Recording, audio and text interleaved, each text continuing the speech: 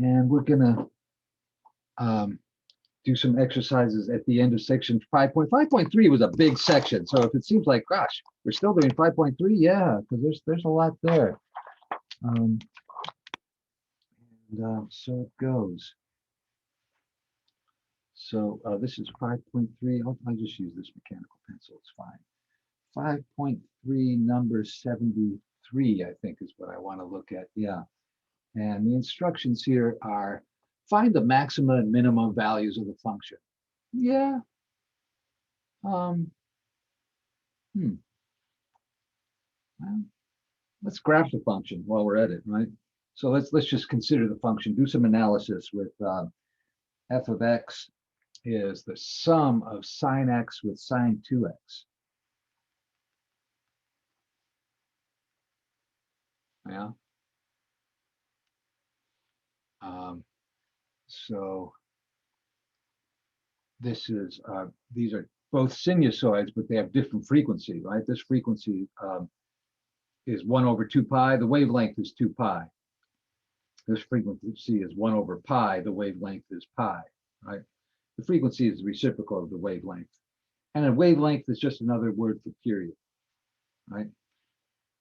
The connotations are interesting. I think I talked about this before, right?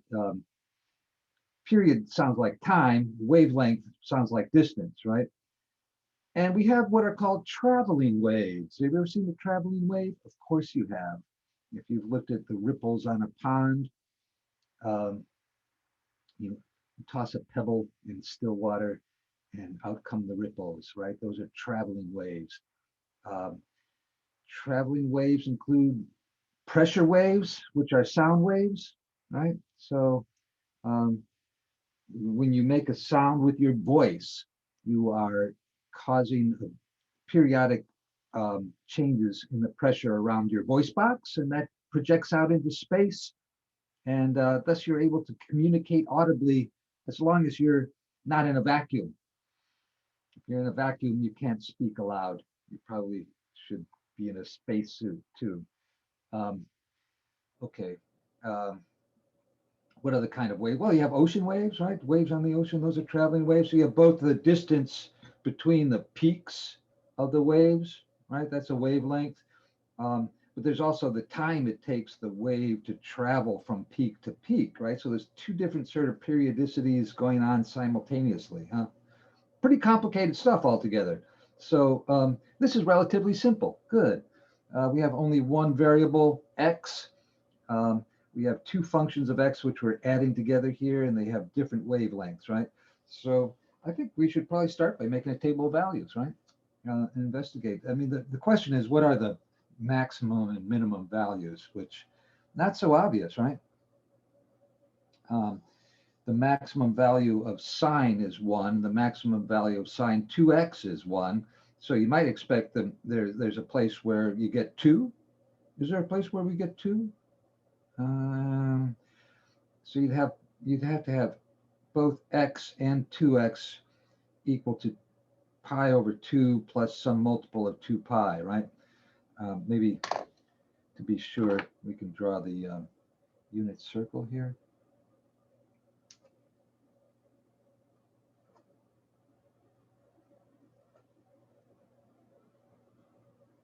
Keep in mind that I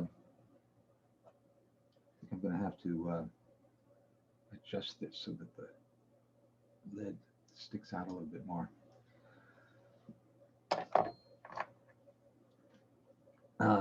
So yeah, always have the sort of unit circle in mind when you're thinking about trig functions.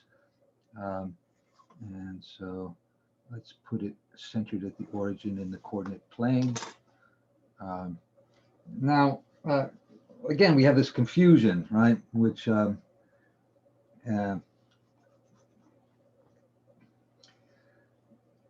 is x the horizontal coordinate, or is x the distance traveled around the circumference of the circle in the counterclockwise direction? Well, it depends on how you're thinking of it, right? So this is sine, right? These are both sines. So, here at pi over 2, the sine has a maximum value of 1, right? So but that's also coterminal with any multiple of 2 pi, right? So if I take an integer multiple, here I'm thinking of k as being an element. Oh, do we know what the integers are? We do, don't we? I'm putting a little stuff in the margin here. So the integers are the set which extends infinitely to the left and to the right and contains the counting numbers and their opposites, right? All right, so this is capital Z, I think it's the first letter in the German word for integer, which is now escaping me. Zanja or something? Should we look that up? Sure, why not? A little sidebar. German word for integer.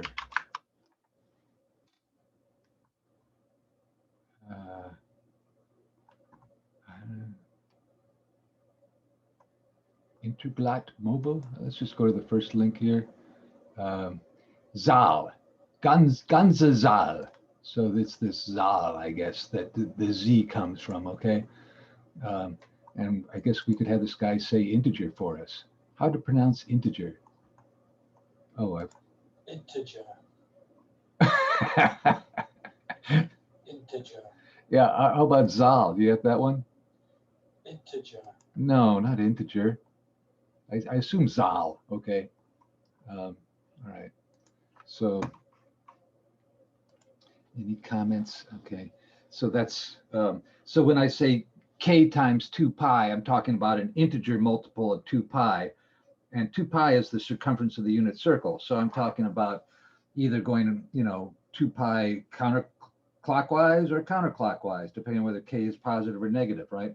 Some whole number multiple of 2 pi, either in the clockwise or counterclockwise direction, will take us from pi over 2 back to pi over 2, right?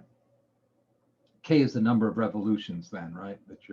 So is it possible that both x and 2x are coterminal with pi over 2? It doesn't seem likely, does it? All right, so let's just tabulate some values. So at 0, both functions are 0, right? Should I separate these out or? Nah, we're all right. So what's the next place I should look at? Well, I think pi over 6 would be good, right? What's happening at pi over 6? Sine at pi over 6. So let's where is pi over 6? That's here, right? And the sine at pi over 6 is 1/2, right? This is what I mean by, having sort of the unit circle in mind when you're evaluating trig functions, right? At least in your mind's eye, think, where am I on the unit circle? All right, so when x is pi over 6, you're at this position. It's not the horizontal coordinate, it's this distance, right, from here to here along the unit circle is pi over 6. And then the y value is the output of the sine function there. And that's going to be 1/2. And 2 pi over 6 is pi over 3, right? So that takes us here to pi over 3. Can I? Yeah. All right. Maybe make this a little bit brighter. All right. Focus. Okay. And what's the y value there? Well, there we have the square root of 3 over 2, right? So, yeah.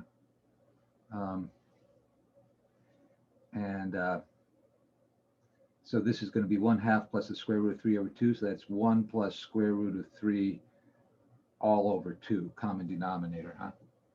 And no dogs on campus. So this is 1.732 approximately, and one more than that is 2.732, and half of that is 1.366 approximately. Is that a maximum? I don't know. Let's go to pi over 4 and see if we get bigger.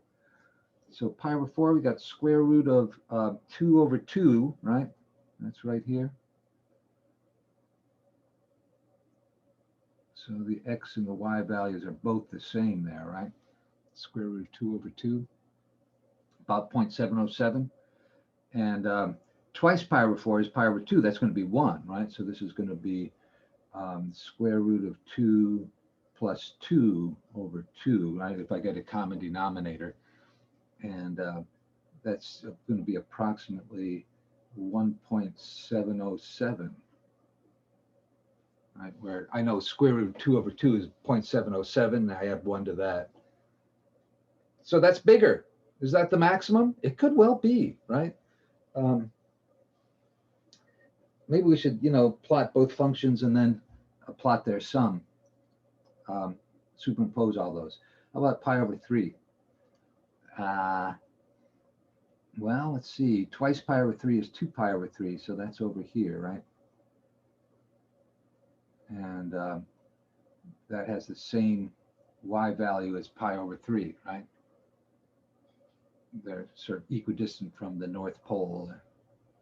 Pi over 3 to the left, and pi over 3 to the left, and pi over 3 to the right from the North Pole, right? Gets you to this point on the circle where the y coordinate is square root of 3 over 2.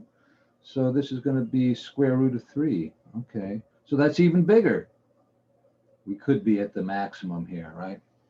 Square root of 3 is approximately 1.732. That's bigger than 1.707, isn't it?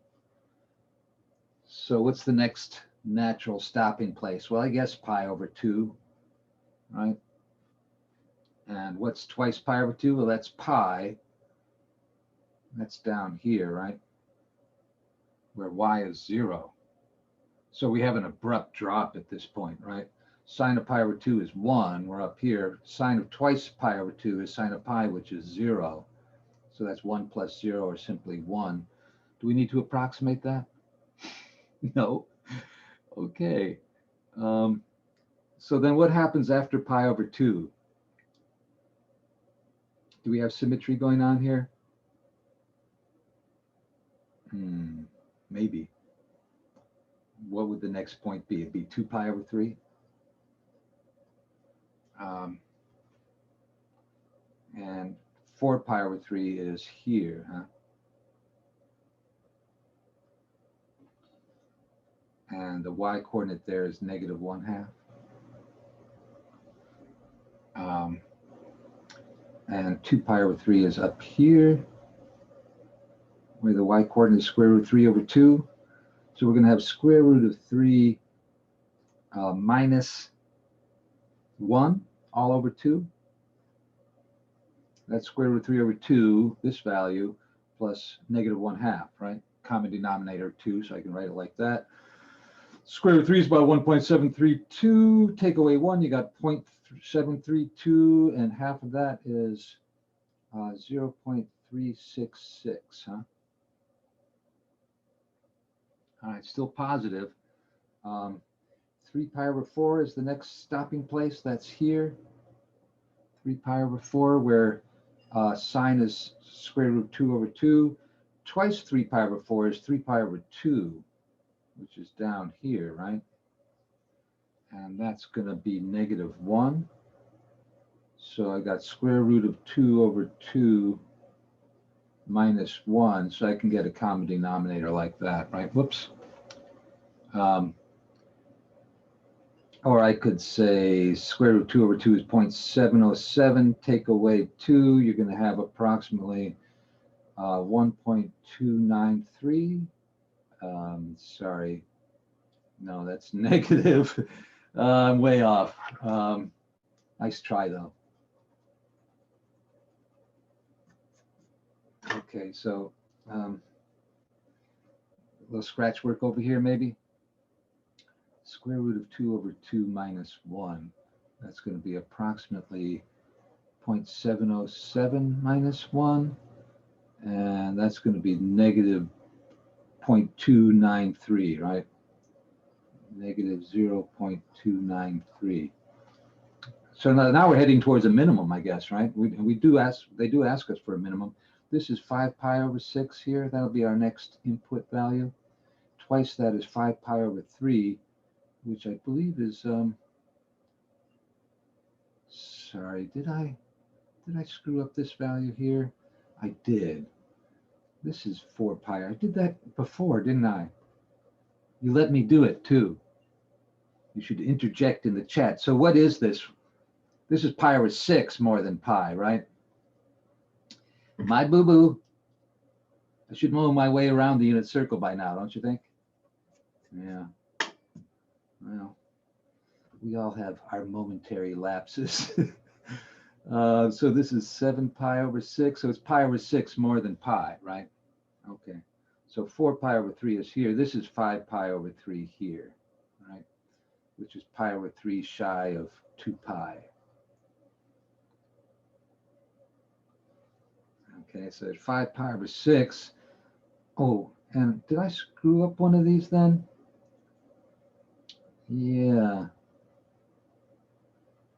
So when I had 2 pi over 3, I think this is actually a 0, isn't it? All right, this is, so yeah. When you make a mistake, you need to fix it all. Okay. So at 2 pi over 3, yeah, sine of x is square root of 3 over 2. That's right here, right? But twice 2 pi over 3 is 4 pi over 3. That's down here where y is negative square root of 3 over 2. And so these are opposites, and we get exactly, we don't need to approximate this, right? That's just straight up goose egg. All right. So then we go negative, and we haven't done 5 pi over 6 yet. Okay, so 5 pi over 6, y is 1/2, right? At 5 pi over 3, y is negative square root of 3 over 2. So we've got 1 minus square root of 3 over 2. And what's that? Well,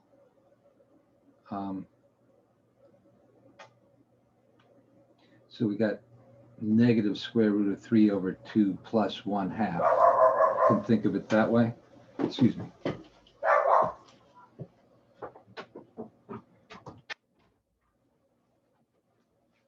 The service dog.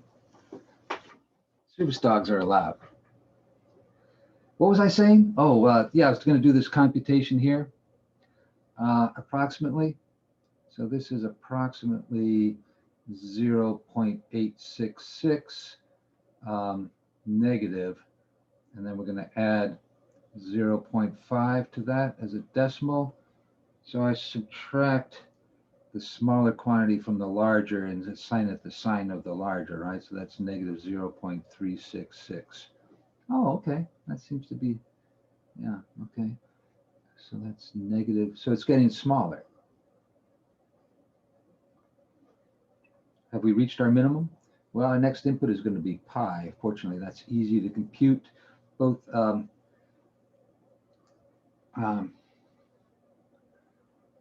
sine of pi is 0, sine of 2 pi is 0. We're here where sine is 0, and we're here where sine is 0, right? The y-coordinate is 0 at those 2 points. This is 0, but it's also coterminal with 2 pi, right, once around. All right, so our table of values, we're only halfway there, right? Can we use symmetry at this stage?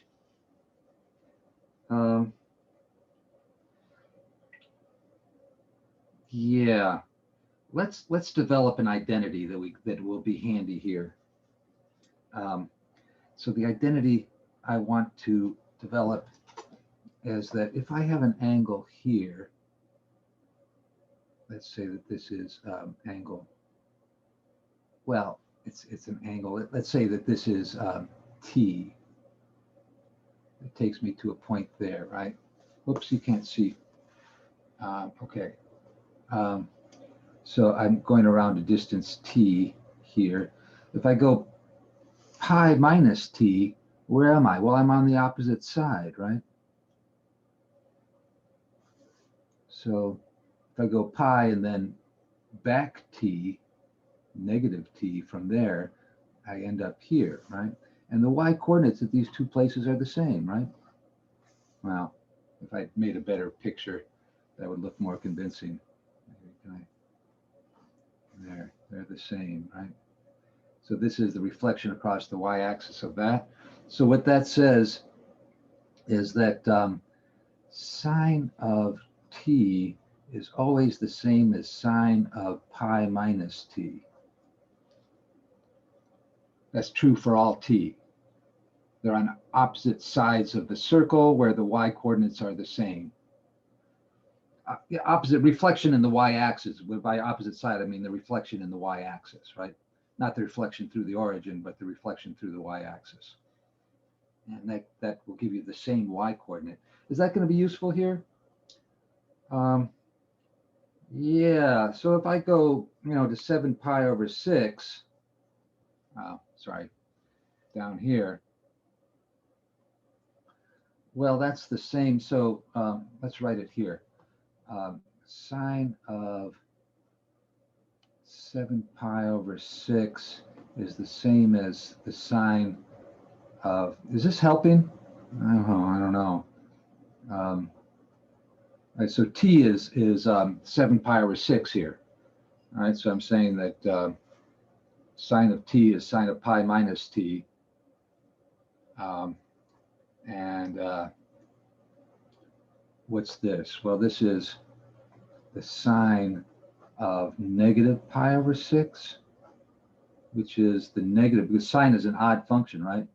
So that's the negative sine of pi over 6. Oh, okay. So is that going to work?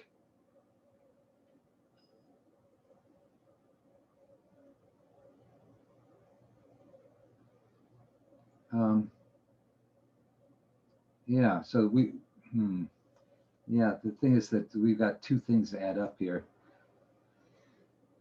Let's just do it straightforward, okay? So sine of 7 pi over 6, we're here at negative 1/2, right?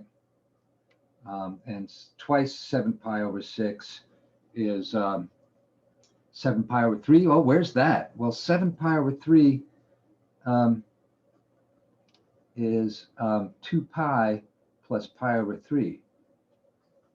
Put that in a little box there. All right, that's a 7. 7 pi over 3 is 6 pi over 3 plus pi over 3, right? 7 pi over 3. And so that's coterminal with pi over 3. Pi over 3 is here, here, right? Where y is square root of 3 over 2. Okay, so I'm going to say this is plus square root of 3 over 2. So I've got square root of 3 minus 1, which is 0.7. Yeah, this is a whole new, brand new value, right? Or is it? It's going to be the opposite of this, huh? So this is going to be, right, this is 1 minus square root of 3 over 2. This is negative 1 plus square root of 3. So it's the opposite of this. And yeah, let's use that, right? So as that pattern is going to persist, right? So as I go to the next value here, which is here, I guess, on the unit circle. Oh, I can't see it. Here, right? Now this is 5 pi over 4. Pi over 4 more than pi. So as we go to 5 pi over 4, we're going to have the opposite of what we had at 3 pi over 4, and that's 2 minus square root of 2 over 2, which is approximately positive 0.293. Oh, it's kind of wiggling around. These are hard, huh? Have we figured out what a max or a min is? Well, so far this is the smallest output, but that may just be nearby the actual smallest output, right? I think we're going to have to go to GeoGebra. So yeah, the rest of these, yeah, so let's do that. Let's jump over there and try to put an end to this thing. GeoGebra, hello GeoGebra. Okay, so we want to maybe choose these guys and just delete them. All right, so what's our function? It's sine x plus, there's sine x, isn't that nice? A little sinusoid. we're going to add to that sine of 2x. Oh, yeah, look at that. So that's not a sinusoid, right? It is a waveform, though. You see it repeats over and over again, right? As we zoom out, we can see the, you know, the thing going over and over again, right? And we could zoom in on the x-axis. So what is the wavelength of this thing? Well, it's pretty clearly 2 pi. Is that clear? Let's so this is our function f of x. So if I type in give me 2 pi comma f of 2 pi, there's that point, right? So that's back to the starting point, right? So let's plot some of these points that we found and see if that's a max or a min, huh? So from my table of values, I've got pi over 6, comma f of pi over 6.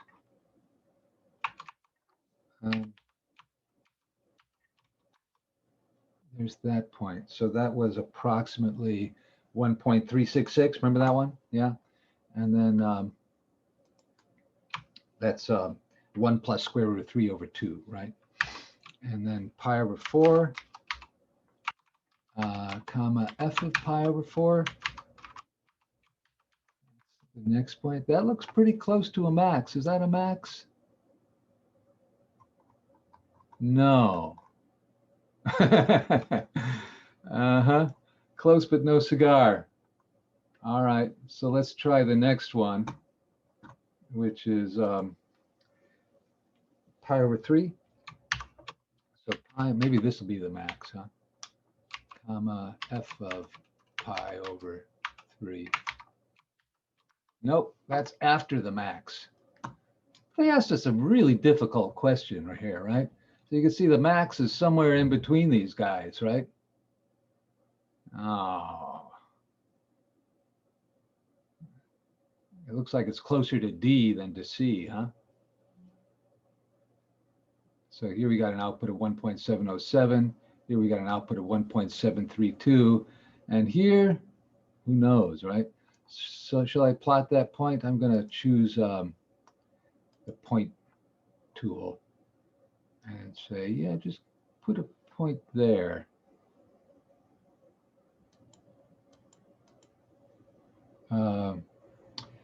Leonardo is here. Is that just coming in? Didn't I get you before? Leonardo. Yes, I did. Okay. You must have said, I don't know why the chat menu popped up. I accidentally clicked on that or something. Oh, right. So I've got the point tool chosen here. I want to plot a point here. There, okay. And so what are the coordinates of E?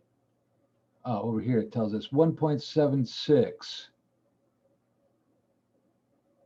You suppose that's a maximum?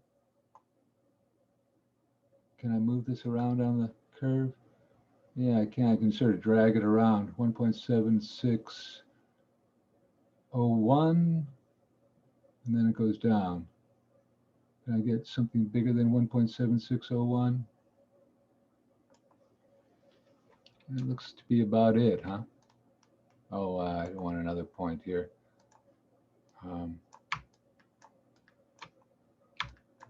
Geez, Jimmy Stewart, you asked a difficult problem.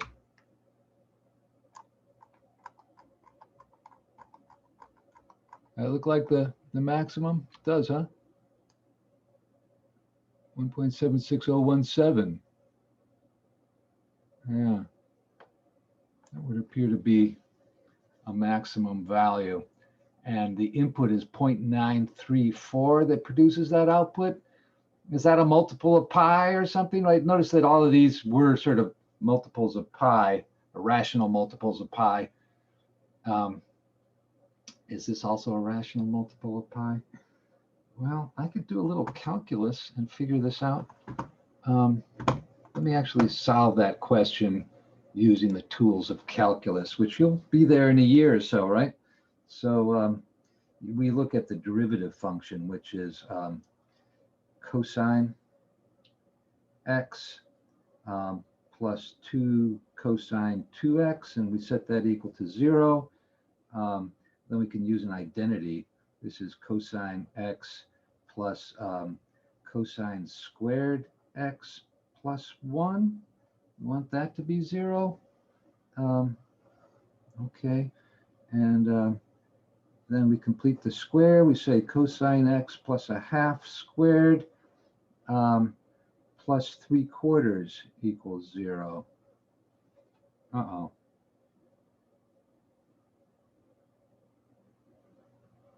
That isn't 0. Did I misremember the identity for cosine 2x?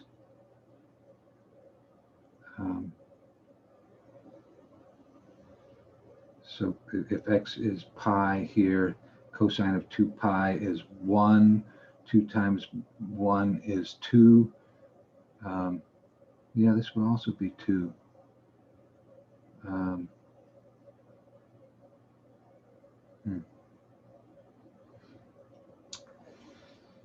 Tough problem. So there should be some maximum here. So did I do that right? So I took the derivative, got cosine 2x. Yeah. I used the trig identity for cosine 2x, and that's cosine squared x plus 1 over 2, and I doubled that and get cosine squared plus 1. I'm talking about stuff you don't know how to do. Sorry. All right. Well, let's just say that that's difficult. I can go back to GeoGebra and actually use the calculus there. We can ask, what's the derivative of derivative notation for the derivative is just put a little prime there. We don't even know what the derivative is, right? But notice that they are getting the same thing I got, which was cosine x plus. So can we solve that? Solve. Is there a solve? Yeah, we're going to solve f prime of x equals 0. Undefined.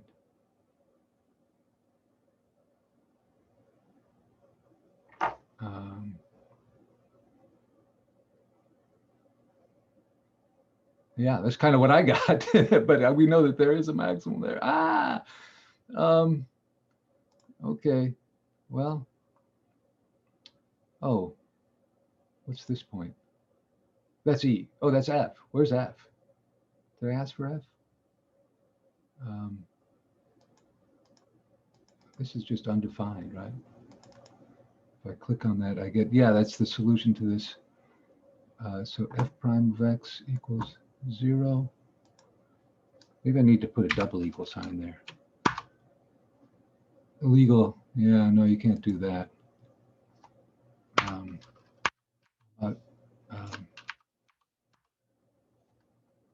Yeah, undefined. Weird, huh? Okay. Let's just say, yeah, we got pretty close to the maximum, and we don't know exactly where it is, but we have a pretty good idea that it's approximately 1.76, a little bit more. How about the minimum?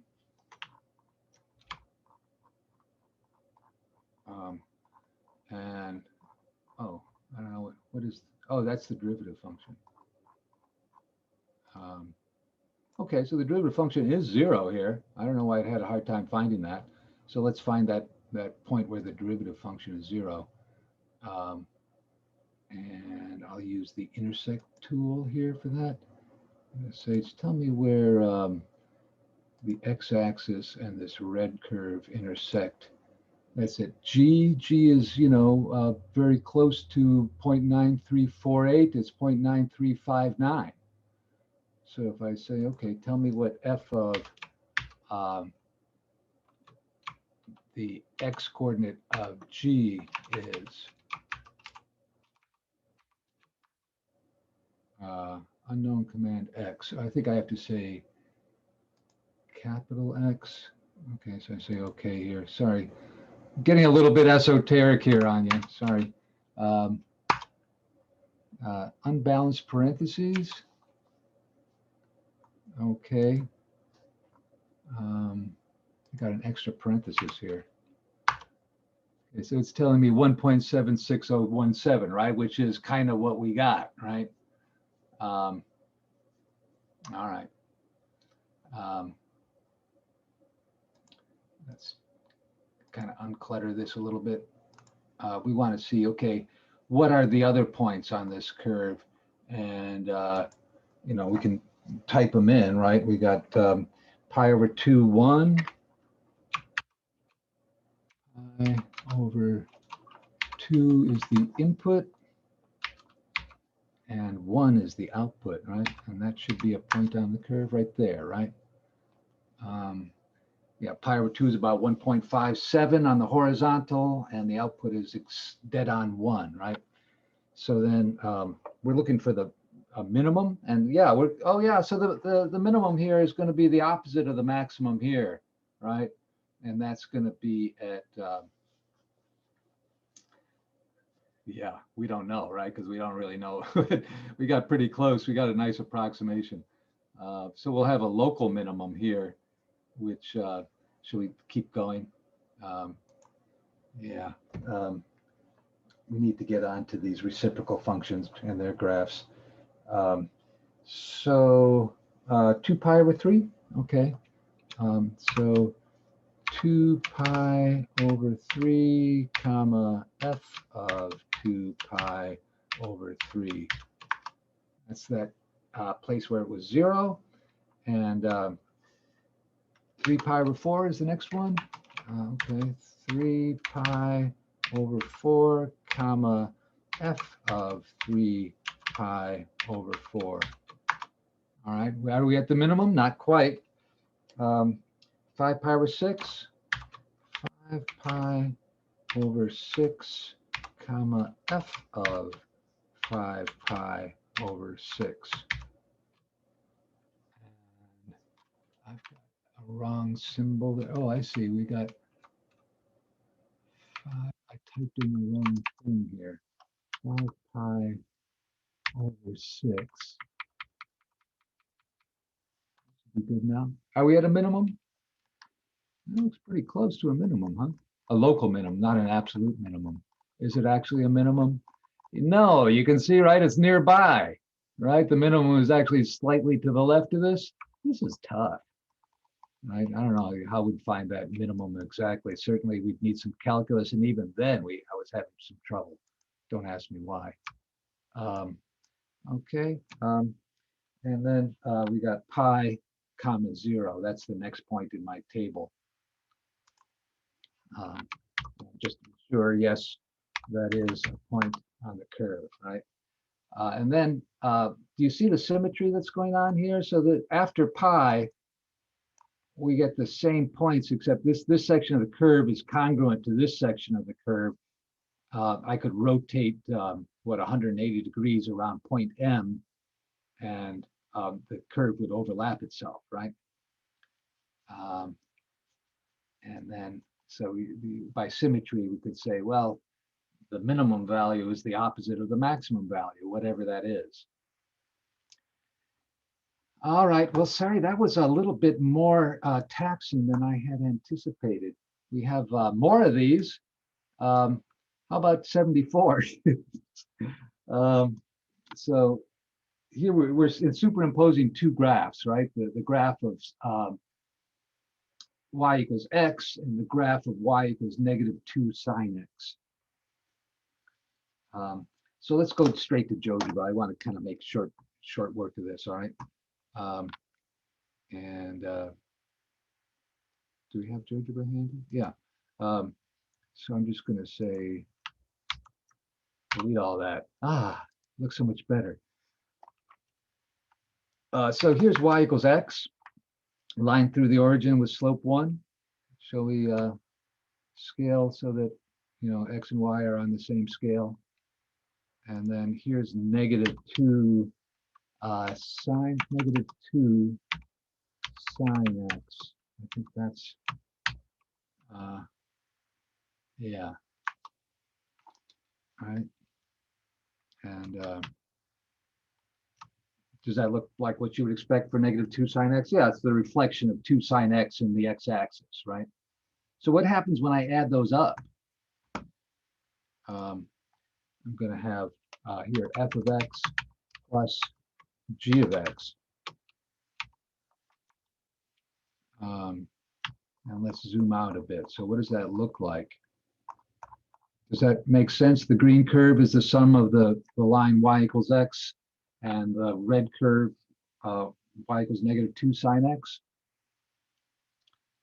Yeah, you just take the two y values and add them up, right? So let me, just to make that solid, let's put a little slider here, and I'm going to say, give me a point a comma f of a. All right, so that's a point on the line y equals x. Then give me a point a comma g of a. That's going to be a point on the curve y equals negative 2 sine x, right? And then give me a point a comma h, which is the sum of f and g, right? Okay, and so now as I move, is it, yeah, let's kind of zoom in on this, all right? So you can see that the point C is the sum of the y values. The y value of C is the sum of the y values of A and B, right? And that will, well, that will continue to be true. I want to just slide my slider.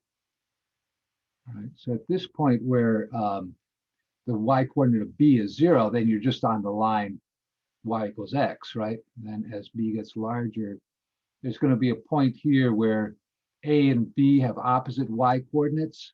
So the sum of the y coordinate on A and the y coordinate on B is 0. And so that's an x-intercept for our function, right? Then they all converge at 0 and they turn around and do sort of the opposite thing here, right? So at this point, A and B have opposite y coordinates, so their sum is 0.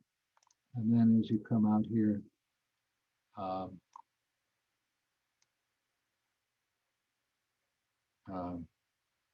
don't know, yeah. So A and B both have positive y coordinates, and then B, the y coordinate on B starts decreasing. Should we make object properties for this? Can we make this go up to like 20 or something?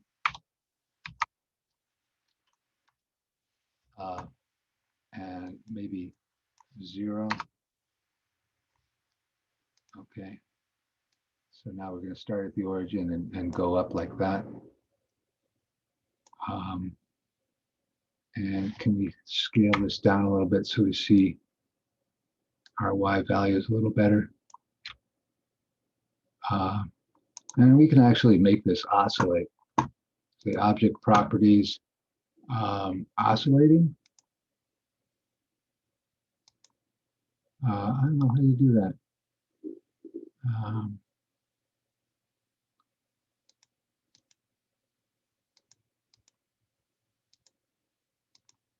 Yeah.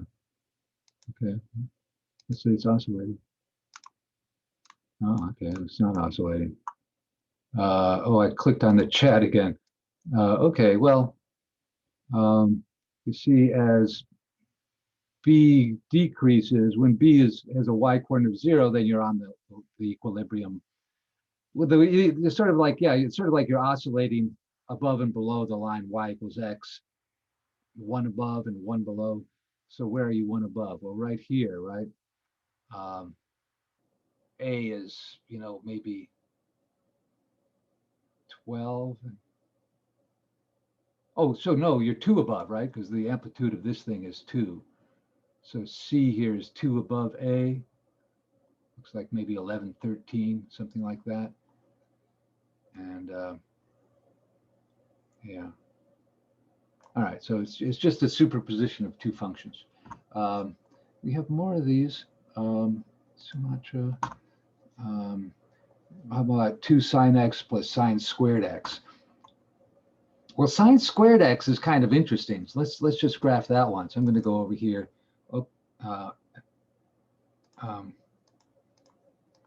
Okay. I guess I'll say okay. I guess I want to choose all of these and delete them. Okay, so how about the square of the, so when you say sine squared, you mean you're squaring the output, not the input, right? So I'm going to make it explicit there that I'm squaring. We have a shorthand for this, which is to put the little square like that, right? See how where the square is, sort of a superscript on the function, makes it look like the sign of x. That's not what it is, right? It's the square of the output from the sine x function, right? And notice that it looks like a sinusoid. Did you expect that to be a sinusoid? Might be surprising. It is a sinusoid, right? What's its amplitude and frequency? Or wavelength, right? So it looks like the equilibrium line is 1/2, right? So let's graph that. All right, so I'm going to say 1/2. Oh, not A. I just want to say y equals 1/2. All right. That's the line of equilibrium. So we make it a dotted line. Style dashed. How about that? Okay. And so what's our amplitude then? It goes up 1/2 and down 1/2 from the equilibrium, right? And what's the wavelength? It looks like a negative cosine function, right? It starts at a trough and then repeats after pi. So the wavelength is pi. So if I were to graph wrong thing. If I were to graph negative, well, I'm going to say 1/2. That's the equilibrium, right? And then the amplitude is 1/2. So minus 1/2 because of a cosine, and it's 2x like that. That's the blue curve, which notice it completely overlaps the red curve. All right, let's put in a little slider again. And I'm going to say just between -1 and 1. And then I'm going to say on this curve, let's do a little shift by A, okay? And so as I change the horizontal shift, you see when A is 0, they line up dead along, right? And then as I decrease A to -1, you're shifting. But that's just to make it clear that, in fact, these are exactly the same curve when A equals 0, right? Sine squared and 1/2. So you got a little identity. You can add that to your kit bag of identities, right? So right here where A is 0, they perfectly coincide. And in the textbook problem here, they want you to graph 2 sine x plus sine squared. So 2 sine x has a period of 2 pi. Sine squared has a period of pi, strangely.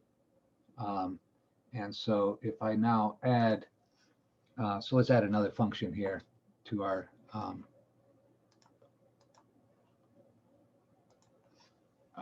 we want to add 2 times sine of x.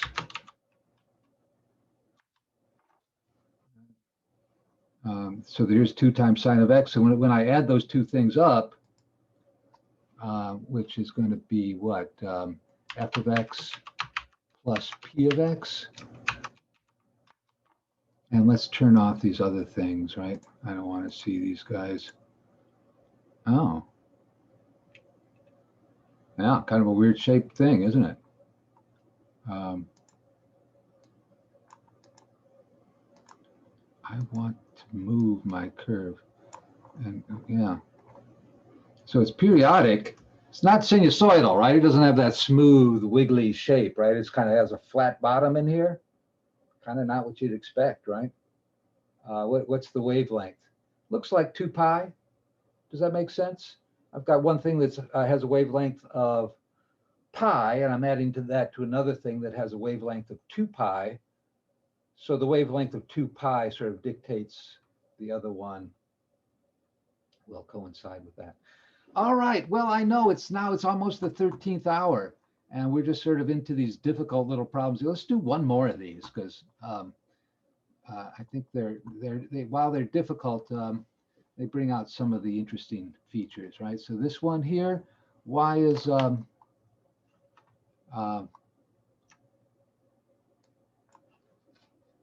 cosine.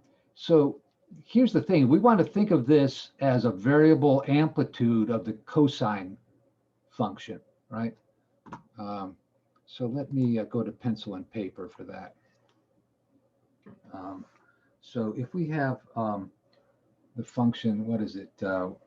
F of x, this is number 76. F of x equals cosine x over 2 plus sine x. We can think of that as 1 over 2 plus sine x as the multiplying the output of cosine x. So what about 1 over 2 plus sine x? Well, sine x ranges between 1 and -1, right? 2 plus sine x then ranges between 2 plus, huh? Add eraser. 2 plus sine x is going to vary between 1 and 3, right? Just add 2 to all 3 members of this thing. And then the reciprocal is going to be the other way about, right? So I'm going to switch the left and right sides, right? Because I'm taking reciprocals. And the reciprocal of 1 is just 1, right? So that means that this amplitude is going to vary between 1. This is like a variable amplitude here. Varying amplitude, right? So what multiplies the outside of a trig function can be thought of the amplitude, and here the amplitude is not constant, right? So that's sort of like the envelope for this oscillator. All right, so let's graph those two things together and then multiply them. All right, so here's Sumatra. Oh, that's not what I want. I want GeoGebra. All right, I want to select all these things and delete them. So then I've got 1 over, what is it, 2 plus sine x. Oh, it's capitalized. Sine x. Unknown command. But I changed it to a. So here we have it, right? It's varying between 1/3 and 1. Right? Periodically. So then here is cosine x. It's varying between -1 and 1, right? So now if I write the product of those, I've got f of x times g of x.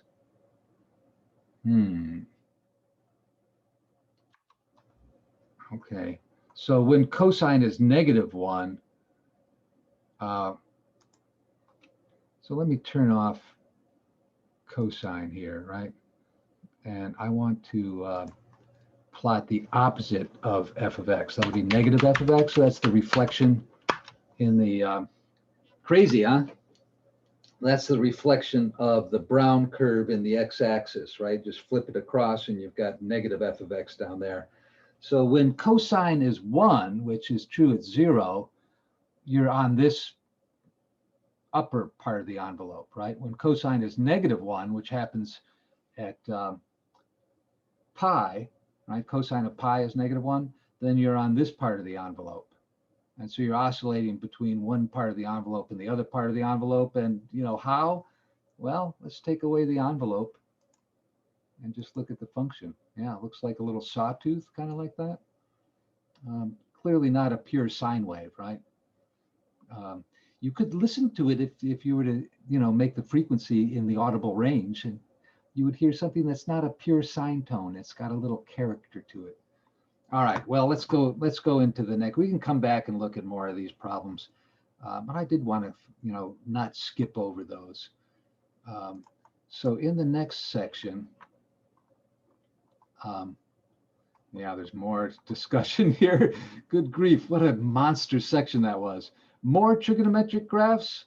Um, so graphs of tangent, cotangent, secant, and cosecant, huh? Um, so periodic properties, tangent is periodic with period pi. Does that make sense? Let's look at that. Um, is it true? Um, yeah, and for that, I think we'll probably want to look at the unit circle. How are we doing time-wise? We got 5 minutes. This is terrible. Um, okay. Um, so let's make ourselves a little unit circle, shall we? Make it larger. Um,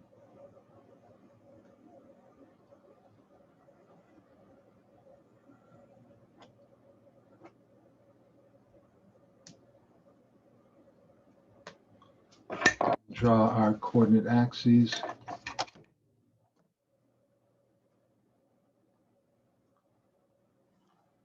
So I'm going to call these X and Y axes and be careful not to use X as my independent variable.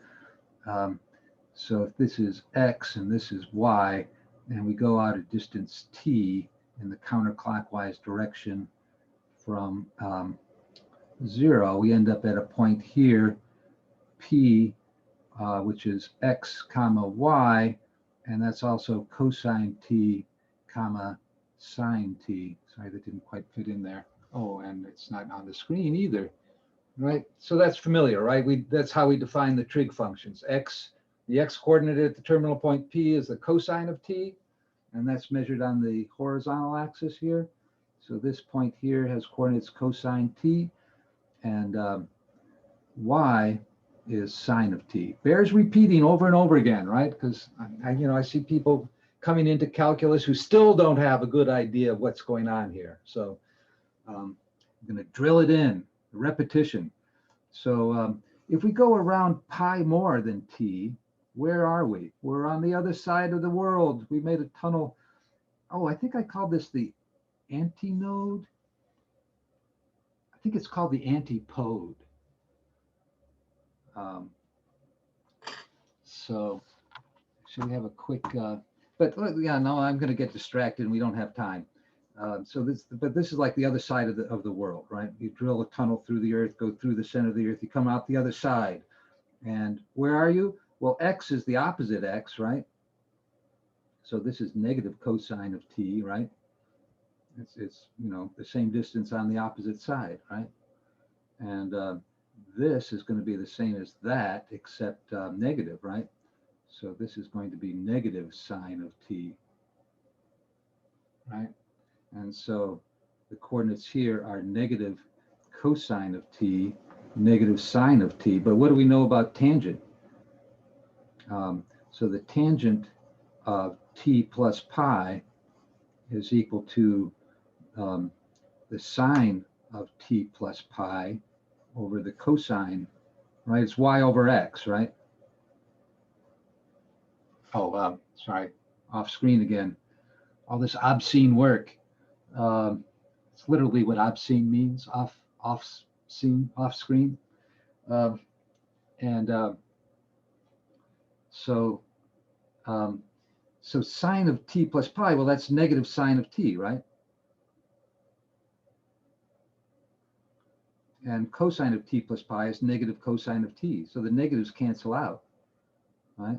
So that's equal to tangent of T, right? So we've just proved that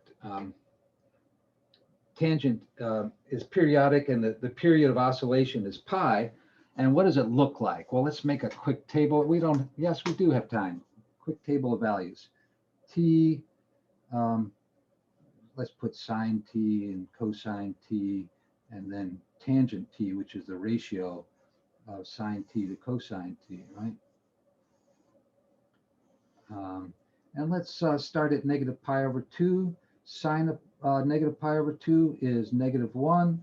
cosine of negative pi over t is 0. We're down here, right? At negative pi over 2.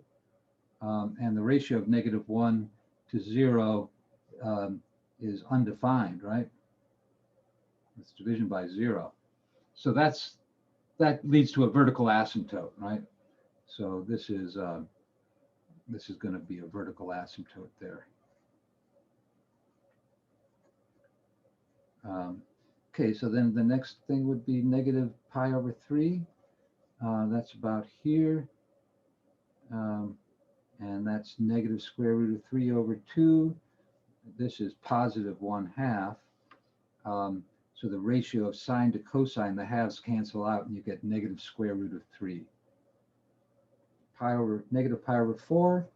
Well, these are both, well, y is negative square root of 2 over 2, and x is positive square root of 2 over 2, and so the ratio is negative 1. Yeah, so that's a nice benchmark value, right? The tangent of negative pi over 4 is negative 1. Pi over 6, it's going to be y is negative 1/2 and x is positive square root of 3 over 2. So this is the negative reciprocal of square root of 3. And we could approximate that if we had time. At 0, we've got 0 and 1, and the ratio of 0 to 1 is 0. Then as we go into the first quadrant, we're going to get the opposite y coordinates, but the same x coordinates, right?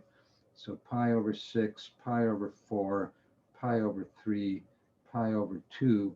Y is going to be the opposite. So that's 1/2 square root of 2 over 2, square root of 3 over 2, and positive 1. And this is going to be the same. Square root of 3 over 2, square root of 2 over 2, 1/2, and 0. So these are opposites, right?